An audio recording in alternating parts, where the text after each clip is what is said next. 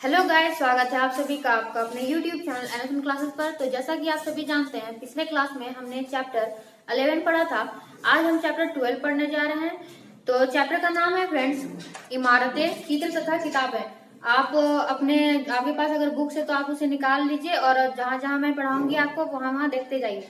तो लिखा हुआ है फ्रेंड्स, पहला टॉपिक है लौह स्तंभ। तो लौह स्तंभ महारौली दिल्ली में कुतुब मीनार के परिसर में खड़ा यह लौह स्तंभ भारतीय शिल्पकारों की कुशलता का एक अद्भुत उदाहरण है। इसकी ऊंचाई 7.2 मीटर और वजन 3 टन से भी ज्यादा है। तो अगर आपको पूछा जाएगा कि जो लौह स्तंभ है वो कहाँ स्थित है फ्रेंड्स, तो लौह स्तंभ मैं यहाँ पे लिख देती हूँ। तो इससे आपको ज्यादा बोलते हैं ना कि आदमी लोग की देखने और सुनने से ज्यादा याद होता है। तो आप यहाँ पे देख सकते हैं कि जो लौह स्तंभ है ये महारौली दिल्ली में स्थित है। और फ्रेंड्स तो इसकी ऊंचाई कितनी है, तो ऊंचाई है 7.2 मीटर और इसका जो वजन है, इसका वजन है फ्रेंड 3 टन से भी ज्यादा। और अगर इसका निर्माण पूछा जाए तो इसका निर्माण 1500 साल पहले हुआ था। कब हुआ था फ्रेंड्स, तो निर्माण जो है वो 1500 साल पहले हुआ था। इसके बनने की जानकारी, इसके जो बनने का जो समय है उसकी जानकारी हमें कैसे पता चलता है, तो इसमें जो अभिलेख खुदे गए थे उसी से इसकी जानकारी मिलती है। इसमें चंद्र नाम का एक शासक का जिक्र है जो संभवतः गुप्त वंश का जो शासक है वो कहाँ का था, तो वो गुप्त वंश का था। आश्चर्य की बात यह है कि कितने वर्षों के बाद भी इसमें जंग नहीं लगा। अभी आप देखिएगा कि कोई भी अगर लोहे के जो सामान होते हैं उसमें जंग बहुत तेजी से ही लग जाते हैं, लेकिन जो लौह स्तंभ है उसमें आज तक जंग नहीं लगा है। आगे है फ्रेंड्स ईंटों और पत्थरों की इमारतें। हमारे शिल्पकारों की कुशलता के नमूने स्तूपों जैसी कुछ इमारतों में देखने को मिलती है। मतलब कि फ्रेंड्स जो अभी जैसे कि मंदिर ये सब बनाए जाते हैं तो उसमें जो शिल्पकारी की जाती है तो उसका जो हम लोग क्या बोलते हैं ना कि बहुत अच्छा डिजाइन किया गया है ये वो। तो पहले जो इमारतें बनाई जाती थी या मंदिरें जो बनाई जाती थी उसमें डिजाइन जो किया जाता था उसकी कुशलता को देख के अभी प्रशंसा करने को मन होता है।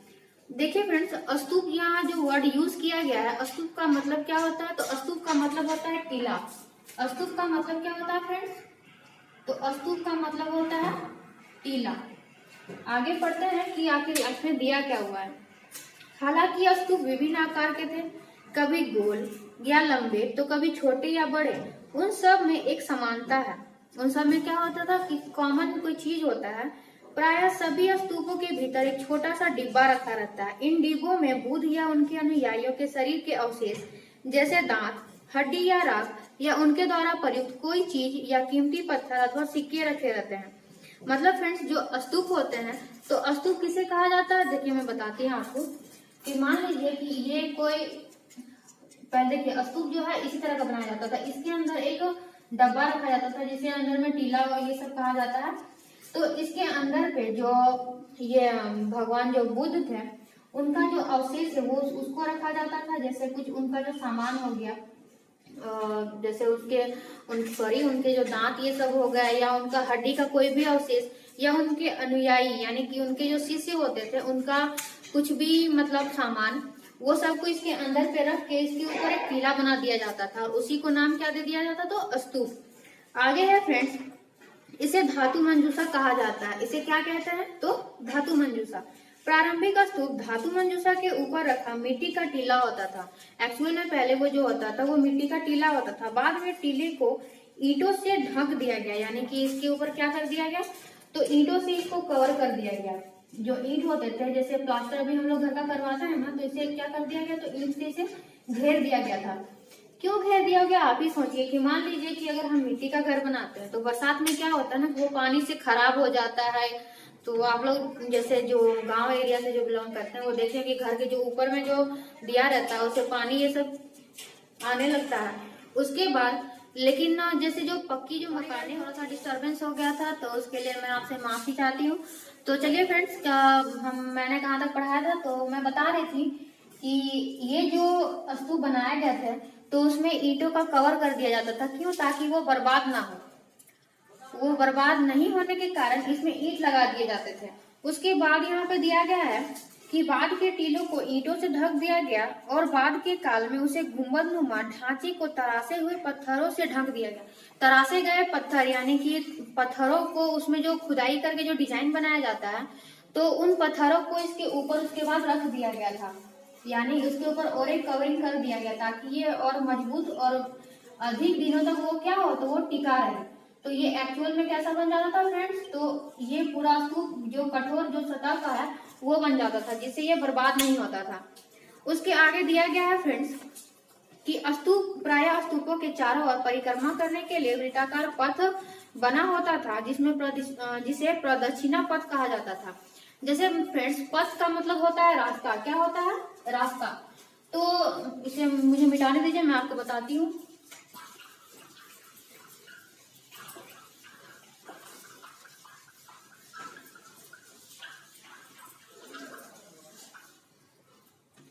देखिए फ्रेंड्स, जैसे कि मान लीजिए कि ये कोई स्तूप है, मैं आपको समझाने के लिए केवल बता रही हूँ, एक्चुअल में वो आपको इस तरह नहीं दिखेगा।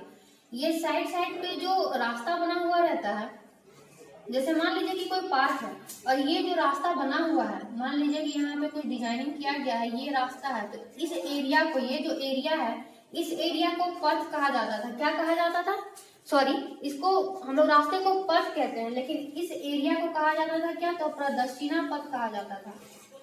क्या कहते हैं फ्रेंड्स, तो प्रदक्षिणा पथ कहा जाता था। आगे है फ्रेंड्स, इस रास्ते को रेलिंग से घेर दिया जाता था, जिसे वेदिका कहा जाता है। अभी आप देखेंगे कि कोई भी जो इमारत बनाता है, उसमें छत बनाता है, तो छत के किनारे किनारे जो बाउंड्री क्या रहता है, जैसे इस टाइप का रहता है ना, ऐसे ऐसे ऐसे जो खड़ा रहता है, जिसको हम लोग पकड़ के चढ़ते उड़ते हैं, या फिर ये जो साइड पे वॉल जो दिया रहता है, उसे उसे क्या कहा जाता था फ्रेंड्स, तो उसे वेदिका कहा जाता था। ये जो एरिया है, ये इसे क्या कहते हैं फ्रेंड्स, तो इसे वेदिका कहा जाता था। इसे प्रदक्षिणा पथ और इसे वेदिका कहते हैं। आगे है फ्रेंड्स कि वेदिका में प्रवेश द्वार बने होते थे। जो वेदिका होती थी, जैसे कि मान लीजिए कि ये चारों ओर से ये कवर किया गया है, अगर ये यहाँ अगर चारों तरफ कवर किया गया है,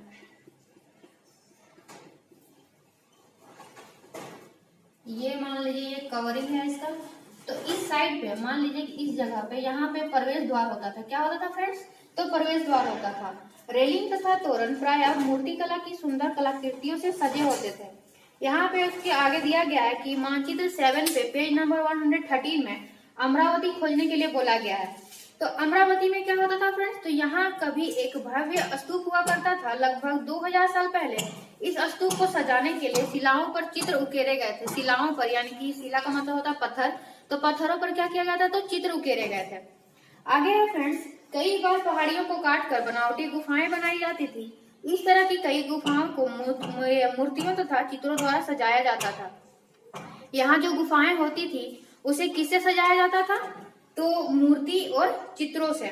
इस काल में कुछ आरंभिक हिंदू मंदिरों का भी निर्माण किया गया।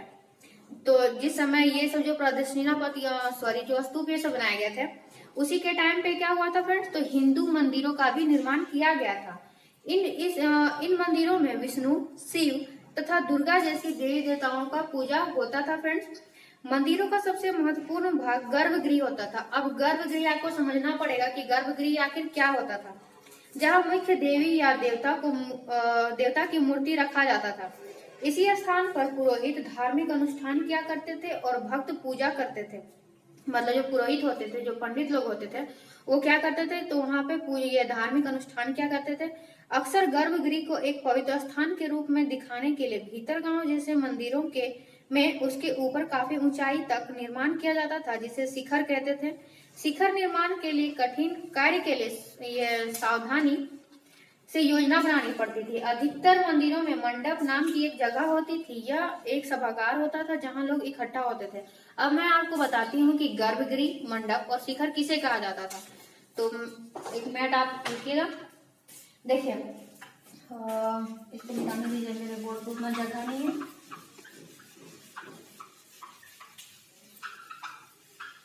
देखिए फ्रेंड्स, मान लीजिए कि ये कोई मंदिर का, एक मिनट,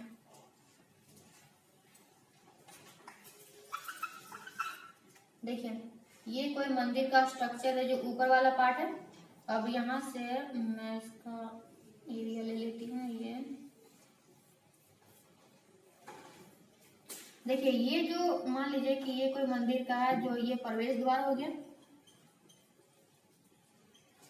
ठीक। तो ये प्रवेश द्वार अगर मैं नहीं भी रखती हूँ तो यहाँ पे क्या होता था फ्रेंड्स कि अंदर पे मान लीजिए कि मैं इसे प्रवेश द्वार अगर नहीं रखती हूँ तो ये यहाँ पे क्या होता है ना कि यहाँ पे एक मूर्ति रखने का स्थान होता है, जहाँ देवी देवता का जो है वो पूजा किया जाता था, जहाँ धार्मिक अनुष्ठान क्या होते थे तो संपन्न किए जाते थे, जो धार्मिक अनुष्ठान थे वो संपन्न किए जाते थे। इसी एरिया को क्या बोलते हैं फ्रेंड्स, तो इसे ही गर्भगृह कहा जाता था। इसे क्या कहते थे, गर्भगृह। ये जो ऊपर वाला भाग है, अभी भी आप लोग देखते होंगे मंदिर में नॉर्मल जो मैं इसे बता देती हूँ, जैसे झंडा वंडा दिया रहता है ना, तो वहां पे ये क्या है, तो ये शिखर कहलाता है फ्रेंड्स। क्या कहलाता है, शिखर। इसे हम लोग शिखर कहते हैं। ये है शिखर का पार्ट। अब रहा क्या, तो एक बच गया मंडप। तो मंडप का मतलब क्या होता है फ्रेंड्स, तो मंडप का मतलब वहां पे कहा गया कि कहाँ, क्या, जहाँ पे सभागार होते थे। क्या होते थे, तो जहाँ सभागार होते थे। तो सभागार यानी कि कहा मीटिंग ये सब हुआ तो कहाँ होगा, पूरा फैला हुआ जगह में होगा। तो ये है फ्रेंड्स मंडप का एरिया। क्या है ये, मंडप। अब आप लोगों को समझ में आया कि गर्भगृह किसे कहते हैं, शिखर किसे कहते हैं और मंडप किसे कहते हैं। आगे चलते हैं फ्रेंड्स।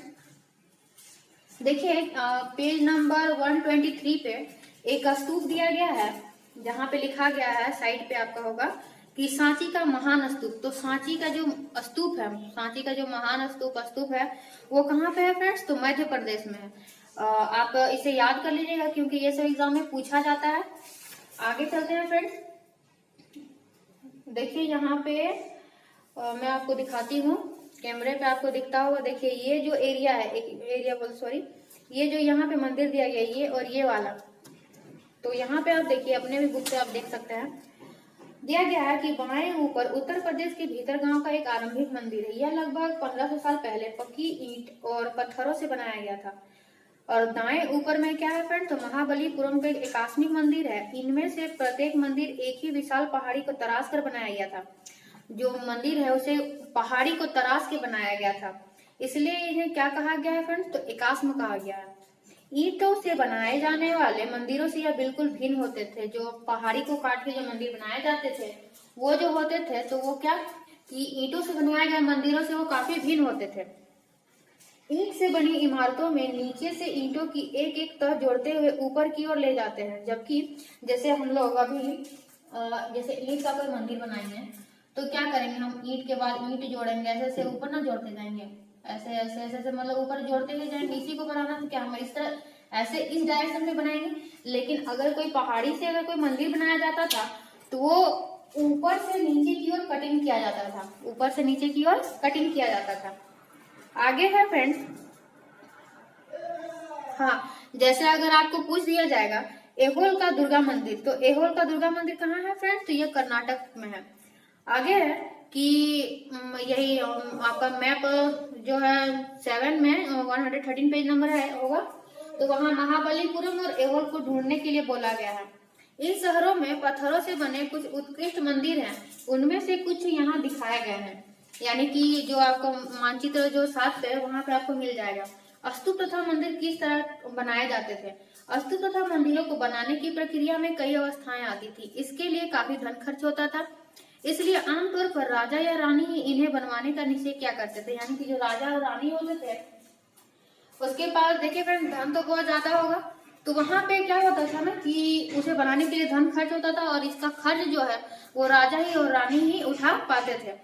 पहला काम क्या था, तो अच्छे किस्म के पत्थर ढूंढकर शिलाखंडों को खोदकर निकालना होता था। फिर मंदिर या स्तूप के लिए सोच विचार तय किए गए स्थान पर शिलाखंडों को पहुंचाना होता था। यानी कि जो जो वहां से जो क्या बोलेंगे कि जो अच्छा जो पत्थर होता था उसे निकाल के फिर कहाँ पे पहुंचाना होता था, तो शिलाखंडों के पास। यहाँ पत्थरों को काट छाट कर तराशने के बाद खंभों, दीवारों की चौखटों, फर्शों तथा छतों का आकार दिया जाता था। इन सब के तैयार हो जाने पर सही जगहों पर उन्हें लगाना काफी मुश्किल होता था। इस तरह के शानदार ढांचों का निर्माण करने वाले शिल्पकारों को सारा खर्च संभवतः राजा और रानी ही देते थे। इसके अतिरिक्त इन स्तूपों या मंदिरों में आने वाले भक्त जो उपहार अपने साथ लाते थे उन्हें उनसे इमारत की सजावट की जाती थी।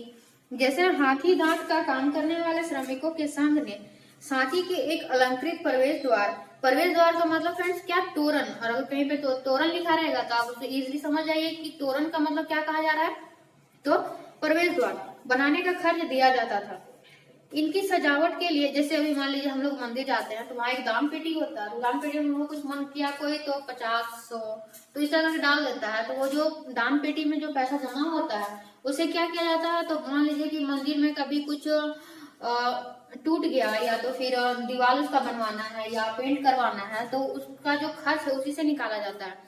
तो पहले जो व्यक्ति वहां पे जाते थे वो क्या कहते थे कि मान लीजिए कि मुझे कुछ देने का मन किया तो उसे वो जैसे सजावटी जो सामान होते थे उसे वो क्या करते थे, तो मंदिरों में लगा दिया करते थे। इनकी सजावट के लिए पैसे देने वालों में व्यापारी, कृषक, माला बनाने वाले, इत्र बनाने वाले, लोहार, सुनार तथा ऐसे कई स्त्री पुरुष शामिल थे जिनके नाम खंभों, रेलिंगों तथा दीवारों पर खुदे हैं। इसलिए जब तुम इन स्थानों को देखने जाओ, मतलब कि जैसे कोई अगर वहां पे घूमने के लिए जाता है तो सोचता है कि यहाँ पे किसने बनवाया, किसने क्या किया था। आगे दिया गया फ्रेंड्स चित्रकला। तो अजंता, देखिए फ्रेंड्स जो अजंता केव्स है, जो अजंता की गुफाएं हैं वो कहाँ है फ्रेंड्स, तो अजंता की जो गुफाएं हैं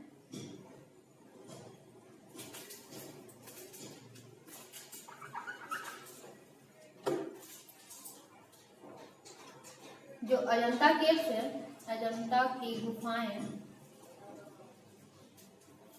वो कहाँ है फ्रेंड्स, तो वो महाराष्ट्र में स्थित है। कहाँ है, महाराष्ट्र में। देखिए फ्रेंड्स आगे दिया गया है चित्रकला। यह वह जगह है जहाँ मतलब यानी कि जो अजंता की जो अजंता यह वह जगह है जहाँ के पहाड़ों में सैकड़ों सालों के दौरान कई गुफाएं खोदी गई। इनमें से ज्यादातर बौद्ध भिक्षुओं के लिए बनाए गए विहार थे। इनमें से कुछ को चित्रों द्वारा सजाया गया था। यहाँ इनके कुछ उदाहरण दिए गए हैं।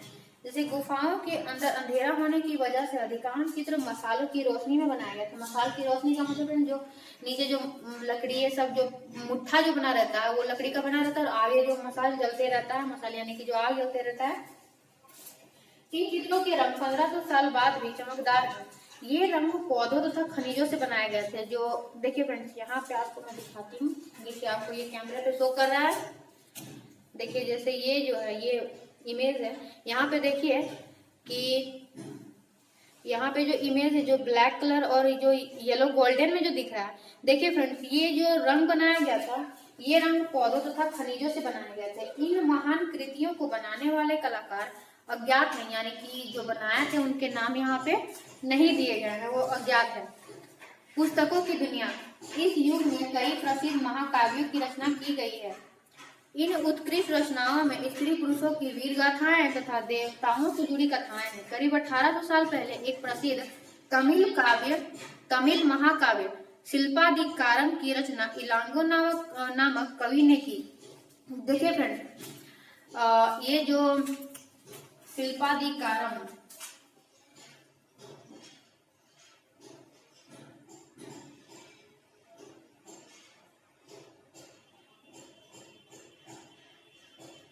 ये शिल्पाधिकारम जो एग्जाम में पूछा जाता है कि ये कौन सा काव्य है, तो ये मतलब कौन से लैंग्वेज में है, तो ये तमिल महाकाव्य है। इसे आप याद रखिएगा। और इसकी रचना किसने की थी, तो इसकी रचना जो है इसकी रचना इलांगो ने की थी। किसने की थी फ्रेंड्स, तो इलांगो ने की थी। देखिए फ्रेंड्स मैं इसे अभी तो ऐसे ही रफ मतलब करके आपको बता रही हूँ कि हाँ मतलब ये था वो था, लेकिन अगर आपको इसका पीडीएफ चाहिए तो मैं उसे भी आपको प्रोवाइड कर दूंगी। अगर आप कमेंट करें कि हाँ मुझे चाहिए तो उस तरह मैं आपको इसे प्रोवाइड कर दिया करूंगी। आगे है फ्रेंड, इसमें कोवलन नाम के एक व्यापारी की कहानी है। वह पुहार में रहता था। अपनी पत्नी कन्नगी की उपेक्षा कर वह एक नर्तकी माधवी से प्रेम करने लगा। बाद में वह कन्नगी पुहार मदुरै छोड़कर चले गए। वहां पांड्य राजा के दरबारी जौहरी ने कोवलन पर चोरी का झूठा आरोप लगाया, जिस पर राजा ने उसे प्राण दंड दे दिया। कन्नगी जो अभी भी उसे प्रेम करती थी, इस अन्याय के कारण दुख और रोष से भर गई। उसने मदुरै शहर का विनाश कर डाला। मतलब ये जो यहाँ पे शिल्पाधिकारम है उसमें इसी की कहानी दी गई है। आगे है फ्रेंड्स, तमिल और एक और तमिल महाकाव्य मणिमेखलाई को करीब 1400 साल पहले से सतनार द्वारा लिखा गया था। देखिए फ्रेंड्स, और एक तमिल महाकाव्य है मणिमेखलाई। यहाँ पे स्पेस का थोड़ा प्रॉब्लम है, 1 मिनट आप रुक जाइए।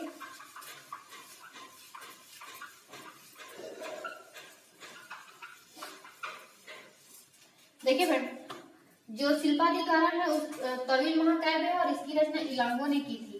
और अगर आपको पूछा जाए कि मणिमेखलाई जो है, मणिमेखलाई, इसकी रचना सतनार ने की थी। किसने की थी फ्रेंड्स? तो सतनार ने की थी। और ये भी क्या है? तो ये भी तमिल महाकाव्य ही है, तमिल महाकाव्य। ठीक है फ्रेंड्स, आगे चलते हैं। देखिए, और इसकी रचना 1400 साल पहले की गई थी। इसमें कोवलम तथा माधवी की बेटी की कहानी है। ये रचनाएं कई सदियों पहले ही खो गई थी। उनकी पांडुलिपियां दोबारा लगभग 100 साल पहले मिली। अन्य लेखक जैसे कालिदास, जिनके बारे में हमने कहाँ पढ़ा था? तो चैप्टर 11 में पढ़ा था। आगे है फ्रेंड्स, पुरानी कहानियों का संकलन तथा संरक्षण। हिंदू धर्म से जुड़ी कई कहानियां जो बहुत पहले से प्रचलित थी, इसी काल में लिखी गई थी। इनमें पुराण भी शामिल है। पुराण का शाब्दिक अर्थ है प्राचीन। पुराण का मतलब क्या होता है फ्रेंड्स? तो प्राचीन या पुराण। पुराणों में विष्णु, शिव, दुर्गा या पार्वती जैसे देवी देवताओं से जुड़ी कहानियां हैं। इनमें इन देवी देवताओं की पूजा की विधियां दी गई, यानी कि किस तरीके से उनका जो पूजा सब किया जाता था वो सब दिया गया है। इसके अतिरिक्त इनमें संसार की सृष्टि तथा राजाओं के बारे में भी कहानियां हैं। अधिकतर पुराण सरल संस्कृत श्लोक में लिखे गए थे। देखिए, ये सब एग्जाम में पूछा जाता है कि पुराण जो थे, तो पुराण ये संस्कृत में लिखे गए थे। किस में लिखे गए हैं फ्रेंड्स? तो संस्कृत में लिखे गए हैं, लिखे गए हैं। आगे है फ्रेंड्स, जिससे सब उन्हें सुन और समझ सके। स्त्रियों तथा शूद्र जिन्हें वेद पढ़ने की अनुमति नहीं थी, मैंने आपको ये पहले पढ़ाया था कि स्त्रियों को और शूद्रों को वेद पढ़ने की अनुमति नहीं थी, लेकिन जो पुराण थे वे भी इसे सुन सकते थे। पुराणों का पाठ पुजारी मंदिरों में किया करते थे, जिसे लोग सुनने आते थे। जैसे अभी पंडित लोग क्या करते हैं कि पूजा ये सब करते हैं, तो मंत्र ये सब आखिर वो पढ़ते हैं, सुनते हैं हम लोग हैं। तो पुराणों का जो पाठ है वो कौन पढ़ता था? तो पुजारी क्या करते थे और मंदिरों में किया करते थे, और जो लोग थे उसे सुनने के लिए आते थे। 2 संस्कृत महाकाव्य महाभारत और रामायण लंबे अरसे से लोकप्रिय रहे हैं। देखिए फ्रेंड्स, ये महाभारत और रामायण 2 महाकाव्य है, मतलब संस्कृत महाकाव्य है। क्या क्या? तो महाभारत और रामायण। ये सब एग्जाम में पूछा जाता है। देखिए फ्रेंड्स, जैसे ये सब है, ये भी है महाकाव्य, लेकिन ये तमिल महाकाव्य है, ठीक ना। आगे है कि महाभारत कौरवों, जैसे यहाँ पे दिया गया है कि एक स्टोरी दिया गया है। महाभारत जो है वो कौरवों और पांडवों के बीच युद्ध की कहानी है। इस युद्ध का उद्देश्य कुरु वंश की राजधानी हस्तिनापुर की गद्दी प्राप्त करना था। यह कहानी तो बहुत ही पुरानी है, पर आज इसे हम जिस रूप में जानते हैं वह करीब 1500 साल पहले लिखी गई थी। तो ये जो कहानी है महाभारत, वो कब लिखा गया था फ्रेंड्स? तो 1500 साल पहले। माना जाता है कि पुराणों और महाभारत दोनों को ही व्यास नाम के ऋषि ने संकलित किया था। तो मैं यहाँ पे इसे लिख देती हूँ, आप नोट कर लीजिए कि पुराणों तथा महाभारत के संकलन करना कौन थे? जैसे पुराणों तथा महाभारत के संकलन करता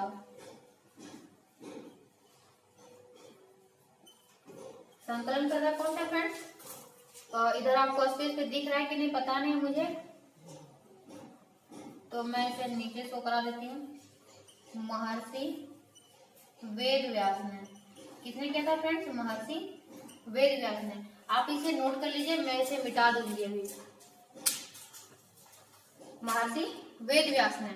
उसके बाद है फ्रेंड्स कि आपने इसे लिख लिया होगा, मैं इसे मिटा देती हूँ क्योंकि मुझे और भी कुछ पढ़ाने का है, तो इसमें नहीं आएगा तो फिर मुझे दिक्कत होगा लिखने में। आगे है फ्रेंड्स कि महाभारत में ही भगवत गीता भी है, जिसके बारे में हमने चैप्टर 10 पे पढ़ा था। तो रामायण की कथा कौशल के राजकुमार राम के बारे में है। रामायण जो है, रामायण और महाभारत, महाभारत है किसमें फ्रेंड्स, तो पांडव और कौरवों की जो कहानी है उसे लिखा गया है। और जो रामायण है उसमें राजकुमार राम के बारे में दिया गया है। उनके पिता ने उन्हें वनवास दे दिया था। वन में उनकी पत्नी सीता का लंका के राजा रावण ने अपहरण कर लिया था। सीता को वापस पाने के लिए राम को लड़ाई लड़नी पड़ी। वे विजयी होकर कौशल की राजधानी अयोध्या लौटे। महाभारत की तरह ही रामायण भी एक प्राचीन कहानी है जिसे बाद में लिखित रूप दे दिया गया। संस्कृत रामायण के लेखक कौन थे, तो वाल्मीकि।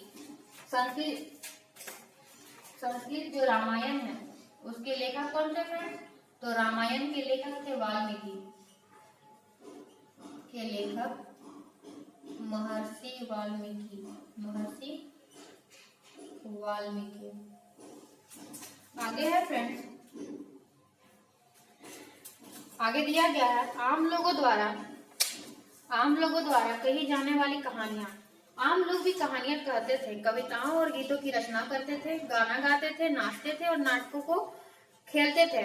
इनमें से कुछ तो इस समय के आसपास जातक और पंचतंत्र की कहानियों के रूप में लिखकर सुरक्षित कर लिए गए। जातक कथा है तो अक्सर स्तूपों की रेलिंगों तथा अजंता के चित्रों में दर्शाई जाती थी। जातक मैंने आपको बताया था, तो क्या होता था फ्रेंड्स, तो ये जो इसमें बौद्ध भिक्षुओं की कहानी दी गई है, किसमें, तो जातक में। देखिए फ्रेंड्स, इसमें एक बंदर राजा की कहानी है, आप इसे खुद भी स्टडी कर सकते हैं, ये इंपॉर्टेंट उतना है नहीं। आगे हम पढ़ते हैं विज्ञान की पुस्तकें। इसी समय गणितज्ञ तथा खगोल शास्त्री आर्यभट्ट ने संस्कृत में आर्यभट्टियम नामक पुस्तक लिखी। जो गणितज्ञ तथा खगोल शास्त्री कौन, आर्यभट्ट ने किसकी रचना की थी फ्रेंड्स, तो आर्यभट्टियम की रचना की थी। देखिए मैं इसमें आपको बता देती हूँ कि आर्यभट्ट जो थे, आर्यभट्टियम तो आर्यभट्ट ने की थी। किसने की थी फ्रेंड्स, आर्यभट्ट ने की थी। ठीक है फ्रेंड्स, और ये क्या थे, तो ये गणितज्ञ थे, गणितज्ञ तथा खगोल शास्त्री। ठीक है फ्रेंड्स, तो आपने 3 चीज जाना, महाभारत, रामायण और आर्यभट्टियम के जो लेखक थे वो तीनों को आपको नाम याद कर लेना है। आगे है फ्रेंड्स कि आर्यभट्टियम जो पुस्तक है उस पुस्तक में क्या लिखा गया है, तो दिन और रात पृथ्वी के अपनी धुरी पर चक्कर काटने की वजह से होते हैं, जबकि लगता है कि रोज सूर्य निकलता और डूबता है। उन्होंने ग्रहण के बारे में भी एक वैज्ञानिक तथ्य दिया। उन्होंने वृत्त की परिधि को मापने की भी विधि ढूंढ निकाली जो लगभग उतनी ही सही है जितनी की आज प्रयुक्त होने वाली विधि। यानी कि जो आर्यभट्ट थे उन्होंने पहले ही बता दिया कि जो दिन और रात है वो अपनी धुरी पे चक्कर काटने की वजह से होते हैं। और जो उन्होंने वृत्त की जो परिधि मापने की विधि जो पहले बताई थी वो आज भी उतना ही क्या होता है कि यूजफुल है, जो जिस तरह के आज उसका जो यूज किया जाता है। आगे है फ्रेंड्स शून्य। अंकों का प्रयोग पहले होता रहा था, अब भारत के गणितज्ञों ने शून्य के लिए एक नए चिन्ह का आविष्कार किया। गिनती की यह पद्धति अरबों द्वारा अपनाई गई और यूरोप में भी फैल गई। आज भी यह पूरी दुनिया में प्रयोग की जाती है।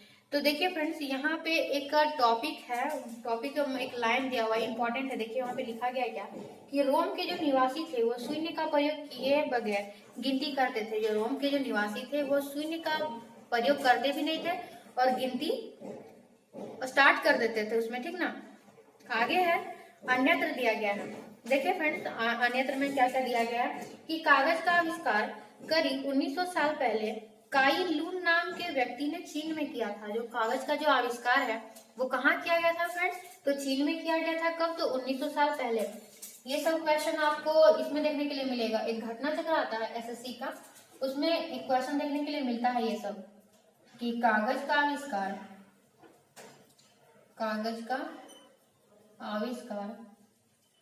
कहाँ पे हुआ था फ्रेंड्स, तो चीन में हुआ था। कहाँ हुआ था, चीन में, और 1900 साल पहले हुआ था, 1900 साल पहले।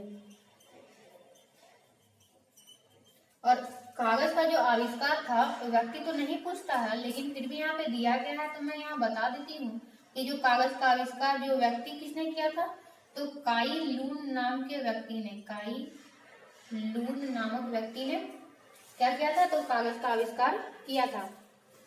आगे है फ्रेंड्स कि कागज का आखिर बनाया कैसे जाता है, तो उसने पौधों के रेशों, कपड़ों, रस्सियों और पेड़ों की छालों को पीट कर लुगदी बनाकर उसे पानी में भिगो दिया उसे क्या किया था फ्रेंड्स, तो पानी में भिगो दिया, फिर उस लुगदी को दबाकर उसका पानी निचोड़ा और तब सुखाकर कागज बनाया। आज भी हाथ से कागज बनाने के लिए इसी विधि को अपनाया जाता है।